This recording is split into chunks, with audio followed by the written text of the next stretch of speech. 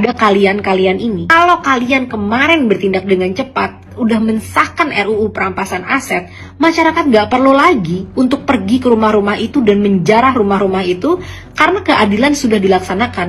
Tapi tidak akan tergesa-gesa, kita akan mendapatkan masukan dari seluruh elemen masyarakat dulu sesuai dengan mekanismenya, bagaimana, apa masukannya.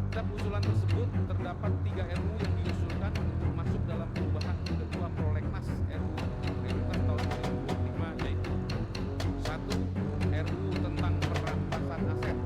Salsa Erwina, penjara gagal bikin koruptor jera, saatnya sita aset mereka.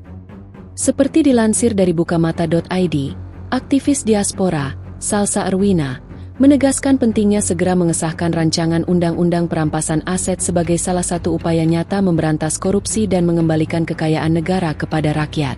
Menurutnya, meskipun Indonesia kaya akan sumber daya alam, masih ada sekitar 68% masyarakat hidup dalam kondisi miskin dengan penghasilan kurang dari $8 Amerika Serikat per hari berdasarkan data World Bank.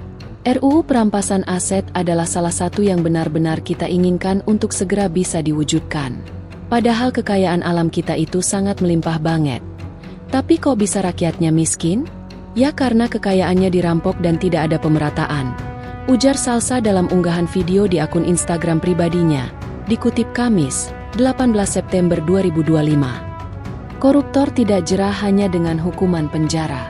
Salsa menilai hukuman penjara tidak cukup memberikan efek jera bagi koruptor di Indonesia. Ia mencontohkan kasus besar seperti Gayus Tambunan, yang meski divonis hukuman, tetap bisa menikmati fasilitas mewah di dalam penjara.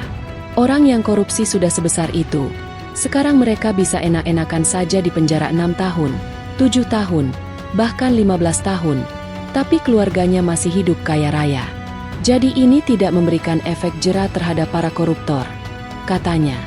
Karena itu, ia menilai perampasan aset lebih tepat sasaran. Koruptor itu orang yang maruk, tidak pernah puas. Kalau sampai terbukti korupsi, semuanya harus disita, lanjut Salsa. Seruan untuk mengembalikan kekayaan negara kepada rakyat. Lebih jauh, Salsa mengutip penjelasan Menko Polhukam Mahfud MD yang menyebut RUU ini juga bisa menjerat aset koruptor yang melarikan diri ke luar negeri. Negara dapat menahan aset tersebut hingga ada putusan hukum yang sah. Kalau memang dia benar, bisa dikembalikan. Kalau salah, asetnya ditahan untuk negara. Nah, ini yang penting supaya kekayaan negara bisa balik lagi ke rakyat, jelasnya. Namun, ia juga menekankan soal transparansi penggunaan aset sitaan. Kita tidak mau nanti aset yang sudah disita malah dijual atau dibagi-bagi di antara mereka lagi. Harus jelas untuk apa, misalnya membangun rumah sakit, sekolah, atau mendukung program pemerintah lain, tambahnya. Perlunya perbaikan kepercayaan publik dan iklim investasi. Selain memberantas korupsi, Salsa menilai RUU ini juga akan meningkatkan kepercayaan publik terhadap hukum.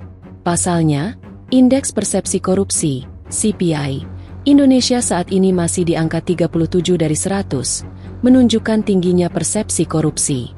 Kita perlu mengembalikan kepercayaan rakyat kepada aparat penegak hukum. Selama ini publik sudah terlalu sering kecewa, ujarnya. Menurut Salsa, keberadaan RUU ini juga akan memperbaiki citra Indonesia di mata internasional. Banyak investor asing, kata dia, lebih memilih menanamkan modal di Vietnam atau Cina karena kedua negara itu dikenal tegas dalam pemberantasan korupsi. Investasi nggak akan mau masuk kalau korupsi masih terjadi besar-besaran. Kalau mau buka usaha saja harus nyogok sana-sini. Ngapain? Lebih baik ke negara yang serius melawan korupsi, tegasnya. Rakyat harus mengawal RUU. Di akhir pernyataannya, Salsa mengajak publik untuk bersama-sama mengawal pengesahan RUU perampasan aset agar benar-benar berpihak kepada rakyat.